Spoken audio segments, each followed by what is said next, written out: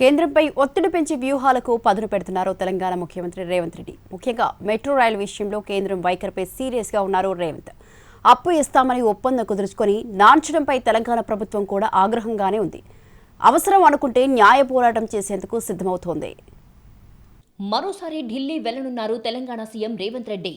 Metro రైలుకు అప్పు విషయంలో కేంద్రం తీరును తీవ్రంగా తప్పుబడుతున్నారాయన. మెట్రో సెకండ్ ఫేజ్ పనులను వీలైనంత త్వరగా ప్రారంభించాలని ఇప్పటికే నిర్ణయించుకున్నారు. దాంట్లో భాగంగానే ఎల్ఎన్టీకి చెల్లించేందుకు 13,600 కోట్ల రుణం తీసుకోవడం కోసం అన్ని రకాలుగా కసరత్తు చేశారు.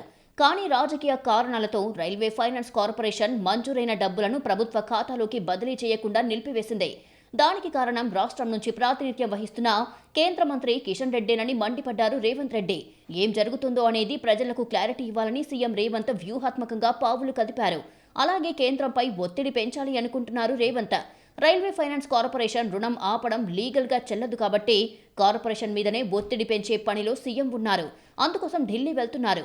ఇండియన్ రైల్వే ఫైనాన్స్ కార్పొరేషన్ ఆపిన నిధుల బదిలీ విషయంలో కేంద్ర ఆర్థిక మంత్రి, ఆర్థిక శాఖ అధికారులను కలిసి మాట్లాడనున్నారు. అప్పటికి కూడా నిధుల విడుదలకు అంగీకారం రాకుంటే న్యాయపరంగా పోరాటం చేయాలని నిర్ణయించింది తెలంగాణ ప్రభుత్వం.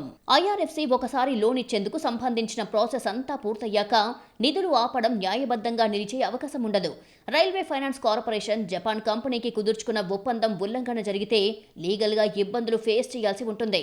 అయితే ఈ ప్రక్రియతో ఆలస్యం చేయకుండా కేంద్రం నుండి ఒత్తిడి పెంచాలని రేవంత్ రెడ్డి ప్రయత్నం చేస్తున్నారు. ఆఖరి ప్రయత్నంగా ఢిల్లీలో తేల్చుకొని ప్రైవేటు బ్యాంకుల ద్వారా రుణం పొందటానికి కూడా సిద్ధమయ్యారు. ప్రభుత్వ సంస్థ నుండి ఎదుర్కొన్న ఇబ్బందులు జనం ముందు పెట్టడంతో పాటు మెట్రో అడ్డుకోవడానికి ప్రయత్నం చేస్తున్న వారిని జనం ముందు రాజకీయంగా దోషిగా చూపెట్టే ఎత్తుగడ సిద్ధం చేస్తున్నారు రేవంత్ రెడ్డి ఢిల్లీ పర్యటన ముగిసేలోపైనా రైల్వే ఫైనాన్స్ కార్పొరేషన్ రుణం విడుదల చేస్తుందా, లేదంటే ప్రభుత్వం లీగల్గా ఫైట్కి వెళ్లాల్సిందేనా అనే అంశాలపై మరికొద్ది రోజుల్లో క్లారిటీ రాబోతోంది.